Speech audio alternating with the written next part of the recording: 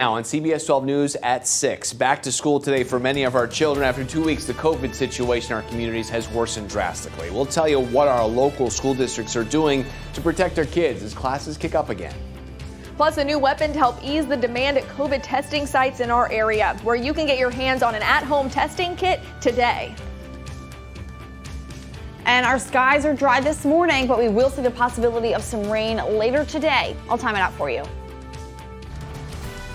You're watching CBS 12 News This Morning.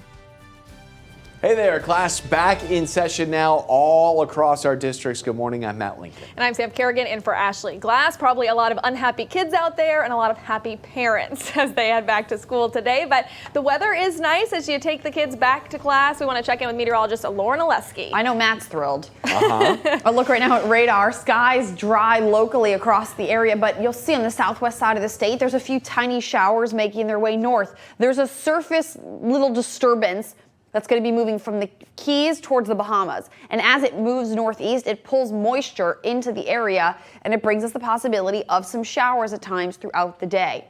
You'll see that here on the hour by hour. Again, all of that rain likely starts southwest and it moves northeast. A few brief downpours are going to be possible during the afternoon.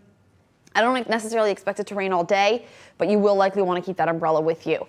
Overnight, likely staying mostly dry. As that low continues to move northeast, it's going to drag a cool front south across the area through late tomorrow and early Friday. That might also spark a couple showers again heading into your Friday or late Thursday and into early Friday as well. In terms of rainfall totals between now and the end of the week, not a whole lot of rain is actually going to be falling. Maybe a 1/4 inch to a 1/2 inch. So the rain that we'll see today should be very light, although at 1 or 2 points you might get a brief downpour for a couple minutes. Temperatures for the afternoon are headed into the upper 70s. The humidity is still not too bad, so it's going to be relatively comfortable as we move through the rest of the day. A stronger cold front is then going to be moving in early next week. A closer look at how cold it gets behind that is still ahead. Matt, Sam. All right, Lauren, it's on-time traffic time. Let's look at our roads. Our traffic trackers on I-95 northbound in West Palm Beach. Not seeing any major problems as our kids are going back to school today. And in just hours, Palm Beach and Indian River counties will welcome hundreds of thousands of students back to school after the winter break. Students are returning to class as the Omicron variant now makes up about 95% of all cases in the United States. A big portion of those cases are hitting our kids. Nationwide, more than 325,000 pediatric cases were reported in the last week of 2021. Right now, hospitalizations are the highest they've ever been for kids, 672 a day. That's a 114% increase since last week. Now, the week before students went on break, we saw signs of the Omicron variant spreading in our schools. Cases jumped back up more than 3 straight days in Palm Beach County schools. Take a look, over 150 cases among students per day. And CBS 12 News' Madeline Montgomery joining us live from Jupiter Middle School this morning. Maddie, in the district's latest policy, teachers will now have to mask up once again.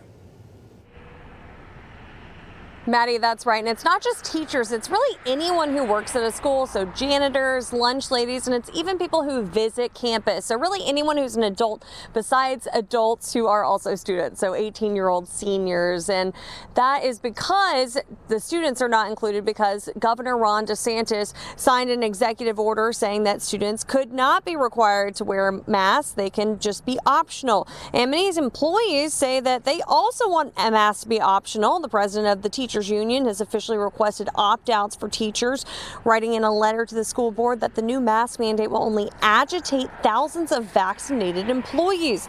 And teachers tell CBS 12 News they fear that when unmasked students return to class this morning, a surge in infections could follow. I have a problem with that. I have a problem because kids, you cannot make kids stay separated from each other no matter how much you try. I just wish the district would mandate it with these skyrocketing numbers. The Palm Beach County School Board is scheduled to revisit the staff mask policy in 2 weeks, but we're told that the school board is being bombarded with emails from teachers on both sides of the spectrum on this issue, and so there might be a meeting sooner rather than later. Reporting live in Jupiter, I'm Madeline Montgomery, CBS 12 News. All right, Maddie, thank you. It is 6:04, and this morning, South Florida schools are scrambling to find substitute teachers after thousands of teachers called in sick since returning from winter break. The Miami-Dade County School Superintendent believes most teachers who were out have either tested positive for COVID or had contact with someone who tested positive. More than 2,000 teachers were out sick on Monday, and about 1,700 were out yesterday in Miami-Dade County. The president of the United Teachers of Dade, Carla Hernandez-Matt, says because of the call-outs, some administrators were forced to teach some classes. We heard of some schools that completely shut down their offices because they needed the personnel to supervise children. So we do know that they are struggling to get substitute teachers. We also checked in with Broward County schools, and we learned about 1,600 teachers called in sick Monday there. Both of those districts, just like Palm Beach County, are requiring teachers to wear masks again. Masks are optional for students, but school leaders are highly encouraging they wear them. And this morning we are learning Palm Beach County is dipping into its emergency funds to buy at-home testing kits. The county will buy about 20,000 at-home kits to ease the demand at packed testing sites. This is in addition to the 45,000 kits the state promised the county. But Palm Beach County Mayor Robert Weinroth says county leaders are still working out the logistics on how to distribute them. I personally don't think that mailing out the kits is going to be the right answer. I think we need to make a place available for people to go and get those kits. If someone is homebound, certainly I have no problem putting them in the mail. But I think sending those kits out to people that are not requesting them is going to put them in houses where they're not needed. Mayor tells us they're in talks with Broward County and Miami-Dade County to learn how they have been distributing testing kits. Well, it's a different story on the Treasure Coast, where health officials are ready to distribute thousands of at-home testing kits in St. Lucie County today. CBS 12's Terry Hornstein is live in Port St. Lucie this morning. You know, Terry, so many people are trying to find these testing kits. What can you tell us? Hey, good morning. You know, we've all seen those really long lines at testing sites throughout our area, throughout South Florida. And those testing kits, the take-home ones, well, they're impossible right now to find. So today here at Morningside Library in Port St. Lucie, as well as several other libraries in St. Lucie County, they will be distributing these kits. So let's take a look at where these kits will be handed out. We have a list of them for you right now. Take a look here on your screen. You can see the county's Public Safety Department and State Department of Health will be giving out more than 5,000 of these kits.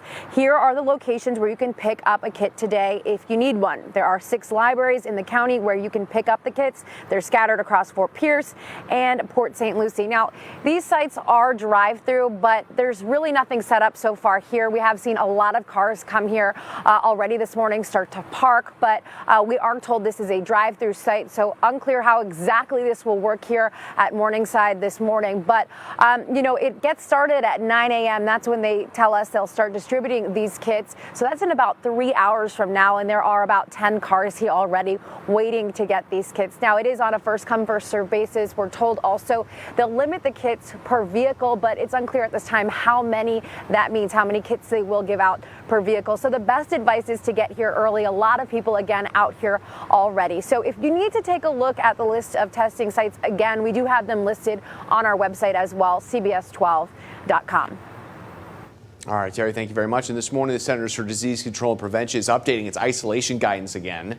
It comes after recent criticism for lowering the recommended isolation time from 10 days to 5 days without calling for a negative test at the end of that period. Kara Duffy with us at the live desk following these changes. Carol, what are you learning? Well, Matt, despite pressure from health experts, the CDC is not adding a testing requirement to its isolation guidelines, but there are a few changes. The more detailed guidance says that people can leave isolation after 5 days if they've been fever-free for at least 24 hours without the use of medication, but they should continue to wear a mask around others for another 5 days. The CDC now says if you want to test near the end of the 5 days and the test result is still positive, you should continue to isolate for the next 10 days. Now, the guidance applies to both kids and adults. The White House defending the CDC, saying its recommendations are based on the science. Matt? Well, today, a vaccine advisory board for the Centers for Disease Control and Prevention will meet to discuss booster shots for kids. The U.S. Food and Drug Administration authorized Pfizer's booster shot for all 12 to 15-year-olds and for kids 5 to 11 with compromised immunity. Those 16 and older are already eligible for a booster. Once the CD signs off, parents can schedule an appointment for the kids at local pharmacies or at some doctor's offices. But remember, parents of those 18 and under must be with their kids while they get the shot. Time right now is 6:09, and we are taking a live look at the nation's capital. In just days, the U.S. Supreme Court will hold a special session to hear arguments on the Biden administration's vaccine mandates. One mandate requires workers at large companies to be vaccinated or tested weekly, and the other applies to healthcare workers. The High Court will hear arguments on the legal challenges this Friday. 6:09 coming up, the 13-year-old who died in a dirt bike accident running from police continues to be at the center of controversy in Boynton Beach. Next, how the mayor is backtracking comments he made to us and how a nationally known high-powered attorney is getting involved. Plus, a stretch of I-95 in Virginia is back open this morning after a major snowstorm shut down the busy highway. Coming up, we'll hear stories of survival from some of the people who were stranded for hours.